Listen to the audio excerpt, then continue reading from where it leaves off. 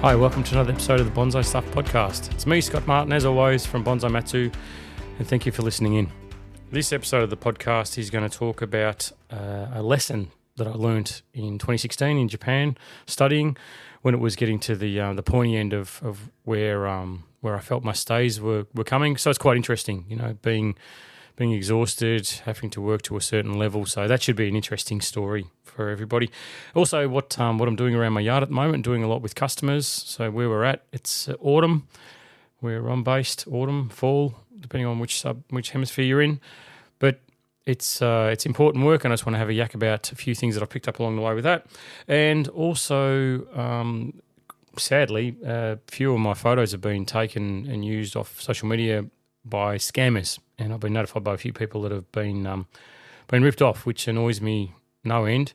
So I just want to give you a little tip on what to ask these scammers in the event that you look at buying a tree and it looks too good to be true and you can't actually see it in person. So that will be coming up later on in the podcast, so stick around.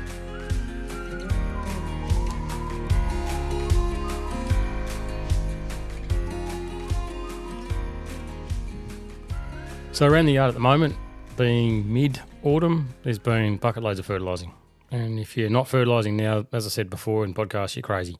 This is the go time. This is when we need to make sure we're improving or increasing the tree's strength, and that's what's happening during this period of time. I want to start this podcast by saying I cannot understate the value of good hand cleaner.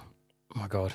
When it comes to a lot of the work that I'm doing, which is starting now with pines, and there's lots of wiring work that's happening as well, I'm finding that, especially using copper and getting the black come off the copper, that combined with the sap from pine trees, it's a recipe for disaster. I've had it before where, it's stuck around for weeks. You just can't scrub it off with normal soap. So I found this great citrus, industrial hand cleaner, which knocks it on the head. So if you are working with pines, before you get too far down the rabbit hole, just make sure you've got that good hand cleaner set up. And a word from the wise, make sure that you're using an old towel to dry your hands with afterwards.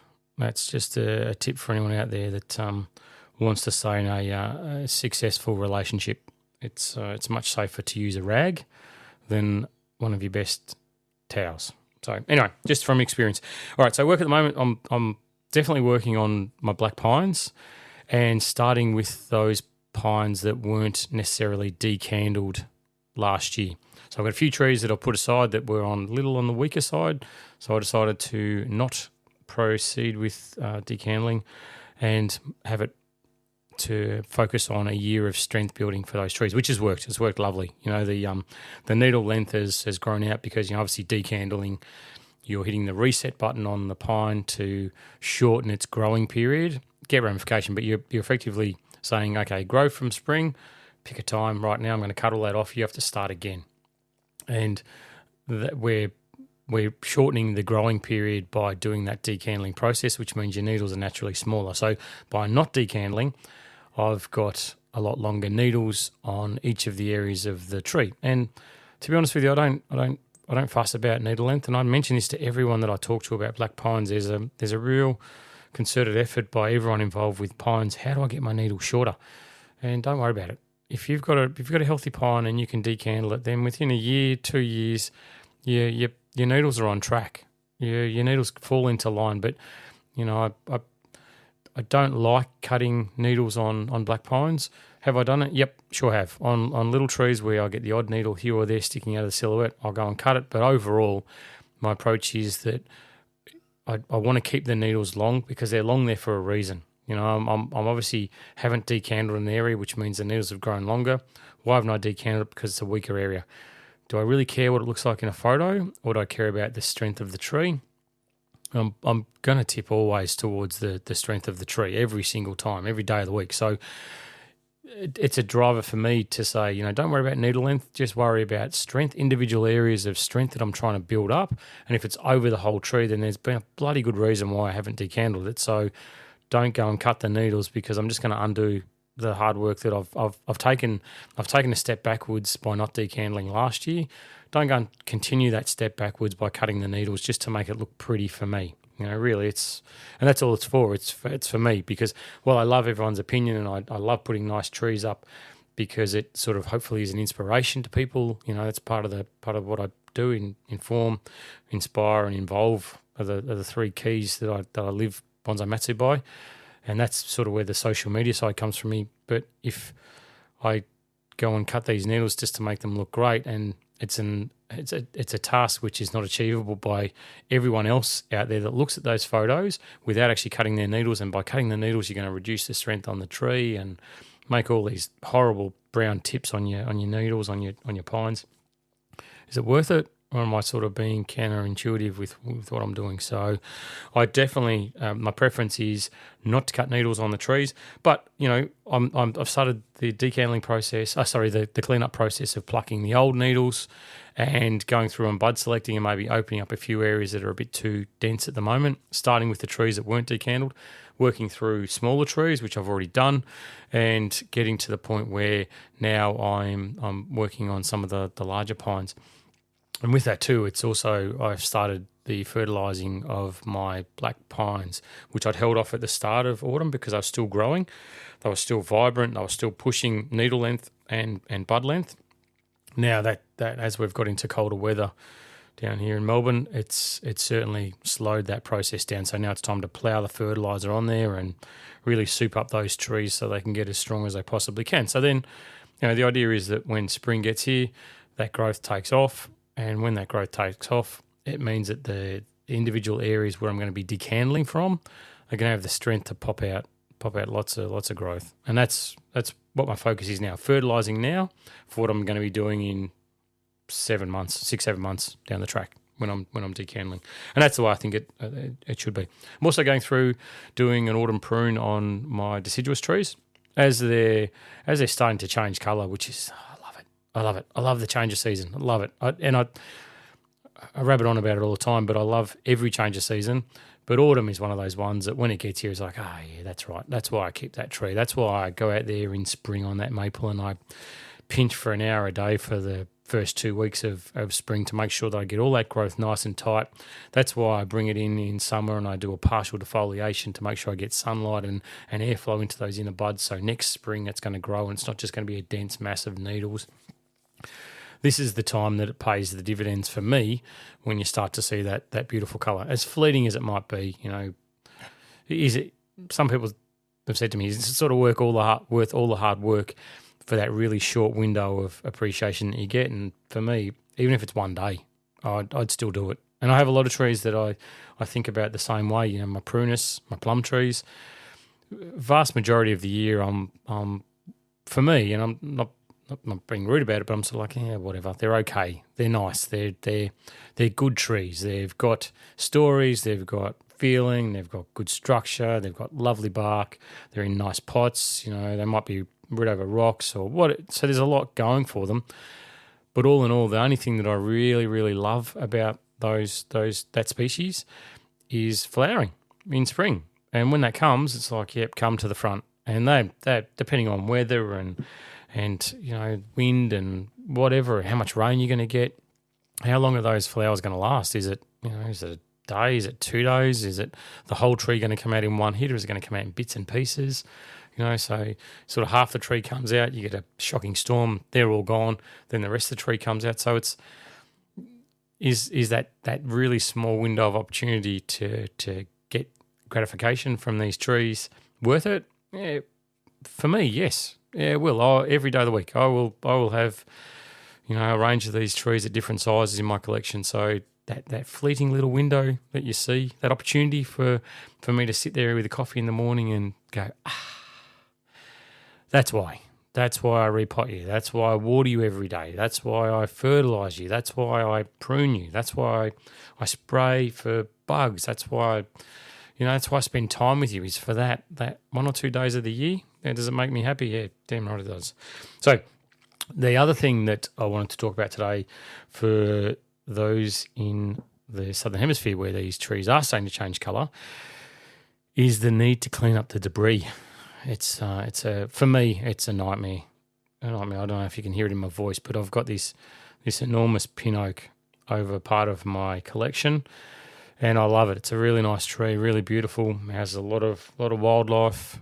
Probably too many possums for my liking, but it gets lots of birds in there. It's beautiful. It's, when the wind blows through it, and on a spring morning, and you hear the trees rustling, and the leaves rustling. It's really, it's beautiful. I love it. But this time of the year, for all of autumn, I hate it. I really do, with an absolute passion, because this thing doesn't change colour. It doesn't turn red. Doesn't look lovely. The leaves go from green to brown almost overnight. As soon as the cold nights kick in, the leaves go brown. And then the very next thing that happens, they don't even hang around and stick on the tree like most oak trees do. They love to drop this one. I've got 2 pin oaks in my property, and one of them, they look exactly the same. Leaf quality, everything. One turns red, goes green to yellow to orange to red. Leaves hang around for ages, and then when they drop, they seem to drop in a very short window of time, like a week or 2 weeks, which is fine, and I can clean that up. This other one, the big one that's over part of my bonsai area, which looks great in spring and summer, does a good job providing some natural shade for me during parts of the hottest part of the day. This part of the year, it all it does is make a mess, and it's got more than a billion leaves on it. And every year there's another billion leaves on there. So for 3 months solid of autumn, all I'm doing is cleaning up debris. And it's one of those things that I could easily turn around and go, you know what, leave it today, because tomorrow there's going to be more. But that's what I want to say with this podcast is it's really important that I know this, that when I do go out there and clean the benches, which is very regularly, or when I clean it off the ground or rake it off the stones, or blow it away from paved areas, whatever it is that I'm doing around the yard, there's a lot of bugs that get in there. A hell of a lot of bugs that get in there. And I'm also concerned that the falling leaves may have fungal issues with them. So if they're sitting in the foliage of my trees, especially the pine trees, with those needles facing up and those leaves falling down and getting stuck in there, they're sort of wedged until you actually physically go out there and take them out. So I have to use tweezers sometimes, and it can be a nightmare. And I know that it's a solid 3 months. Autumn for us in Melbourne, as I've said before, it's like a switch gets flicked. It goes, righto, here's the first day of the month.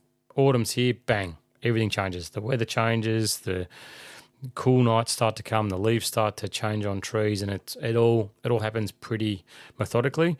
And the last leaf off this tree generally falls on the last day of autumn. So there's 3 months of painful work going out there and doing it. But it is really important, and that's the point I want to make, is that you see, it's the 1%ers. I talked about weeding your pots. I've talked about making the little details about how we look after our bonsai. Cleaning up debris is definitely one of those ones that it's easy to push aside and say, yeah, well, it's not on the pots, it's not on the trees, it's on the bench, or it's around on the ground. But you're creating those perfect storm environments where bug infestations can happen. And once they start to build up, and then we tick the corner and we get to spring, which isn't that far off, then you're going to have an absolute nightmare with your trees. And it's all from little things like not doing this continual cleanup. So anyway, that's the summary of what is happening around the place for me at the moment. I have also worked on a few of my Australian natives, giving them a bit of a spruce up, which looks really nice. They tend to continually grow, so that's nothing unusual. But yeah, definitely have been working on those, and cedars. I've worked on the cedars lately. That's been a really good time for cedars to get in there and prune some of those long shoots that have shot out, and pluck some needles, and just make sure that you're not doing anything major pruning work on your cedars at the moment. It's really important to save that for spring, but for autumn here, it's that pruning, plucking of needles, and a bit of bud selection and pad development work that's been going on as well.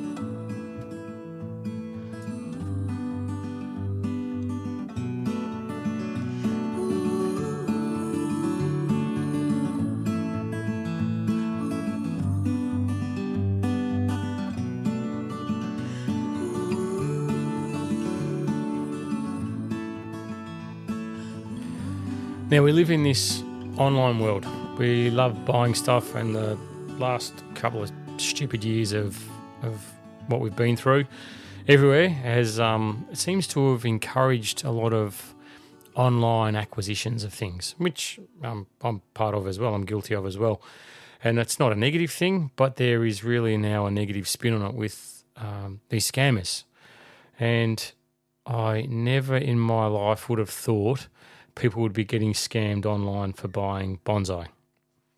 I wouldn't. I just wouldn't have thought it was something that we would even have to consider, because it'd be one of those things where, you'd go in, you'd say, yep, sure, let me come around and have a look at it, make sure you like it, check the structure, have a look for cracks in the pot, whatever, make sure it's a tree that tickles your fancy, that makes you smile, that's going to make you want to go out there every single day for the rest of your time with that bonsai.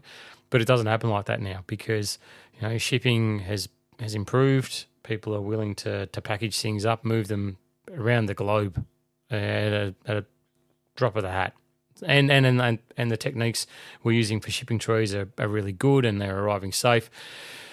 But anyway, the downside to it is that I've been notified by a few people lately, and it seems to be becoming far more frequent, that a few of my trees are popping up through overseas sites, through a lot of European sites, and I'm definitely not across all of them, and I definitely cannot keep an eye on them, but they're stealing my videos, they're stealing my photos, and it's really bloody annoying, to be honest. And it's disappointing that something that I'm doing from kindness is being used to rip people off. And I got notified of people that have been taken for quite a few dollars on these trees as deposits. And I just wanted to, say, hey, when you're looking at bonsai, I was chatting with a fella who hopefully is listening to the podcast, and we're sort of saying that, I don't know what I can do about it. I jump on these sites, I sign up as soon as I get notified about it. There was one that one of these groups that I got on Facebook and signed up, got let in, found another post where one of my junipers had been used they'd used a before and an old before photo and a current after photo. So they're trawling through my pages and grabbing these photos to show the development, saying it's available, please contact, DM me for info. And so I jumped on this site, I reported the post, I notified the moderator of the site and said, listen, it's intellectual property and it's a scam. And I get a notification coming back saying, case finalised, doesn't breach page rules. It's like, well, that's awesome. So there's no intent to, on this particular one page, there's no intent to take these people down. So I get on and I make comments about how it's a stolen photo and whatever. And I'd strongly encourage you to do that. If you see any of my stuff on there, please let me know about it. I'll join up and do whatever I can, but because it sucks. It's horrible if someone has to go through this, but also if you can just sort of, flag it with them and say, hey, this is stolen. This is not your tree.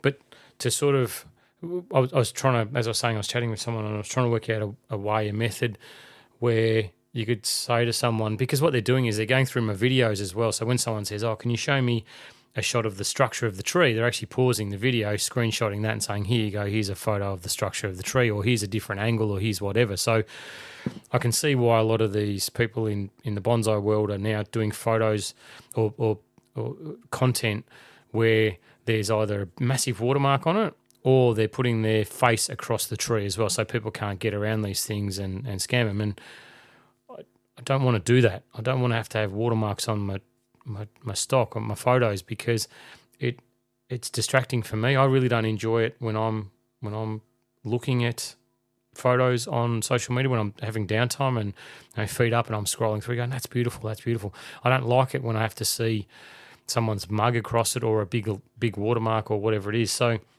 the trick that I came up with was ask them for a photo of the bottom of the pot. Now, it's very rare that you're going to get photos of the underneath side of a bonsai, unless it is for sale, and that's when they do list photos of pot makers and stuff like that. But I would be asking for a current photo of the bottom of the pot. That's the only way I can think around it, because they can manipulate it, they can zoom in, they can cut out people's faces, they can take half shots of the trees, they can get them all around, especially if it's a video, they can manipulate it. But the one thing that I never show on any of my posts ever, and most times when it's a big tree, you're not going to have the facility to do it anyway.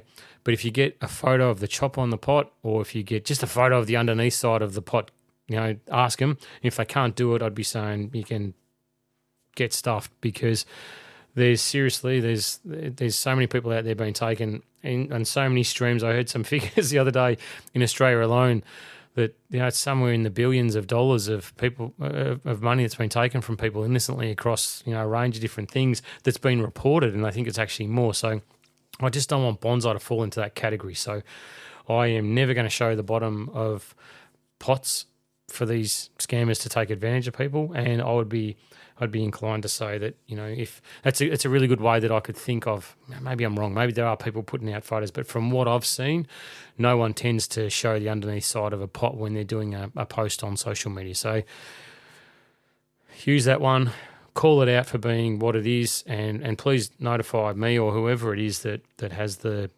stolen image, so we can try and do what we can to minimise the impact it's going to have around the world. I know we can't get to everything. There's no way we can, so just be vigilant. And if you are going to buy something online, sight unseen, and have it shipped to you, then just be really, really careful.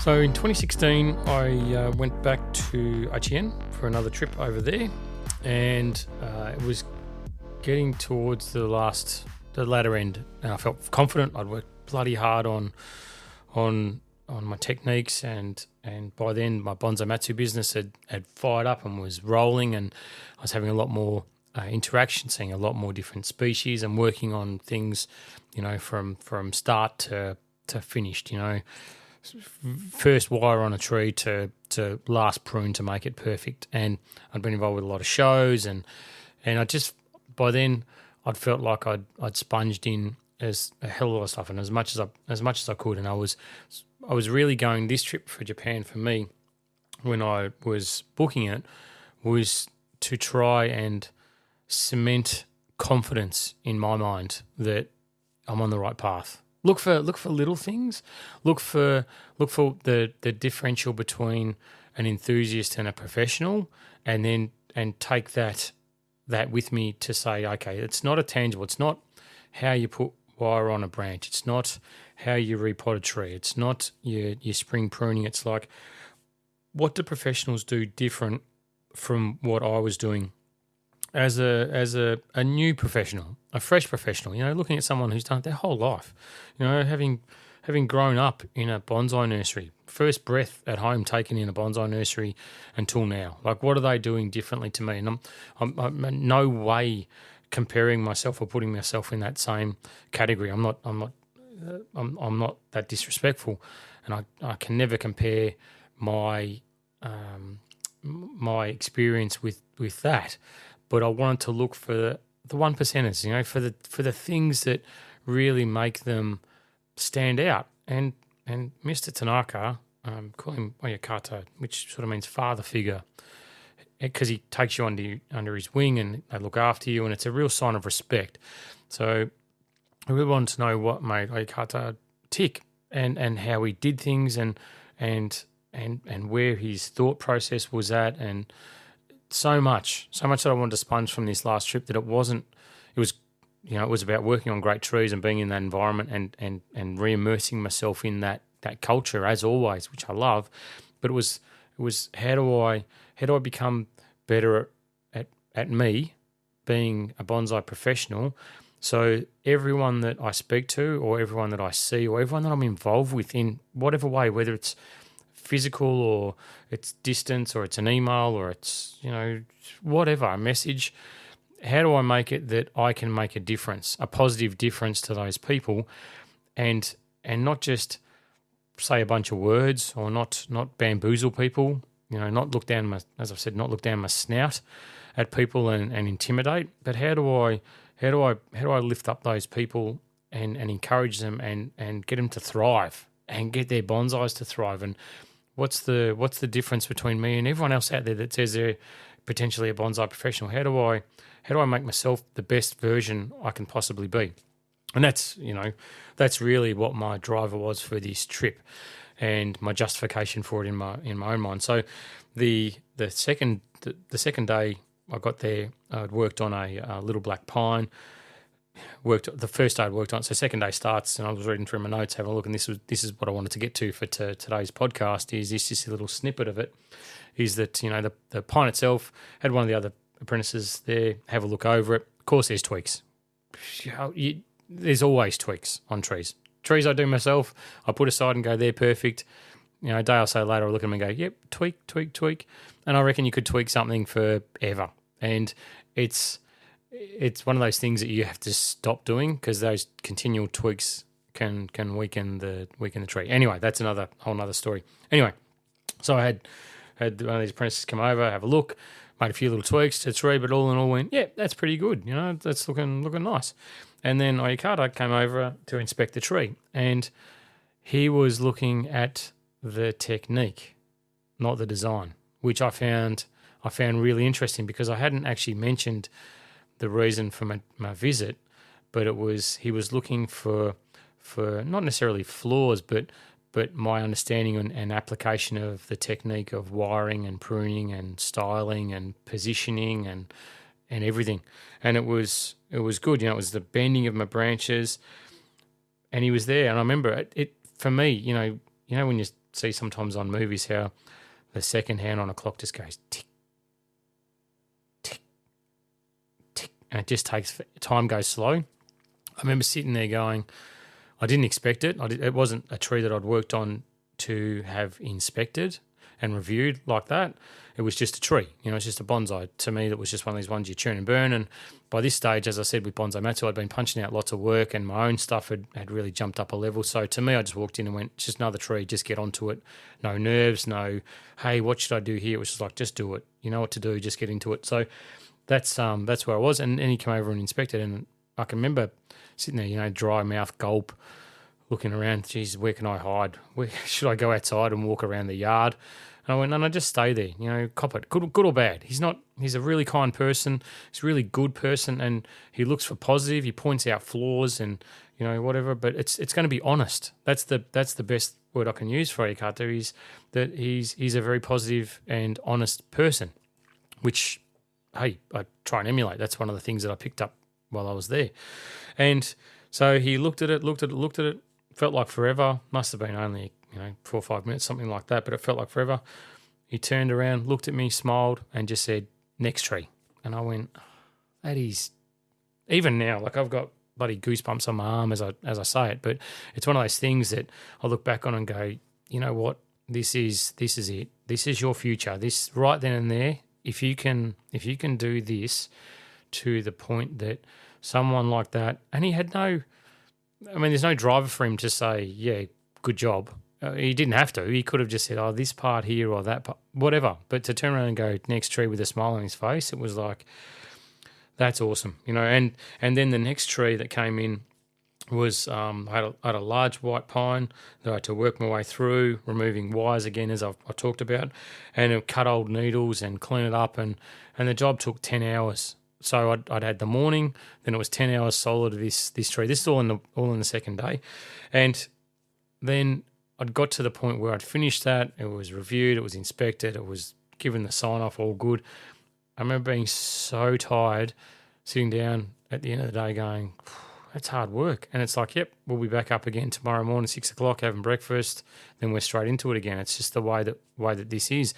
So the lesson that I learnt, which is the one thing that I took home from this trip, one of them was that, and I've written this in big writing in the middle of my note section, saying lesson for today: discipline, concentration, technique.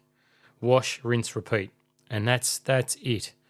So it's broken down to those 3 words: discipline, concentration, and technique. Because if any one of those things fails along the way, you're doing a disservice to yourself, because you're not working to the standards you should be working to, and you're doing a disservice to the tree and the tree's owner if it's not yours. So you need to make sure that you're putting your best foot forward and you're in the right frame of mind, and that you're match fit with this stuff, that you're ready to go when you're doing it. So discipline, concentration, and technique. wash, rinse, repeat. That's day in, day out for these guys working in these bonsai professional environments. And that's how I emulate myself. Every time I walk in, every time I look at a tree, every time I have someone walk through my front door, it's right. How do I apply those techniques of discipline, concentration, and technique to this person, to their bonsai, to make sure that it's going to take that next step? You know, I had a workshop the other night where I was doing 4 major branch bends on a cedar, and it was. First one was perfect, no worries. Second one, perfect as well. Third one, I went to just cut a corner slightly, started it, went, nope, wrong, cut it off, started again. And it was back to that concentration, the discipline and the technique, because you cut corners, you do things that aren't right, that aren't perfect, then there's going to be a price to pay for it somewhere. And whether it's, I feel it personally when it's with a customer's tree, and I'll always do 100% the best that I possibly can for things. And I encourage you guys and girls that are listening to the podcast that you do the same thing. Discipline, concentration, and technique to the best of your abilities. And if you've got room for improvement, then keep punching through. So I'm going to talk more about this trip to Japan in future podcasts too, because there was a lot that I picked up, a lot of little things like that. But for now, that was day 2 on my trip in 2016.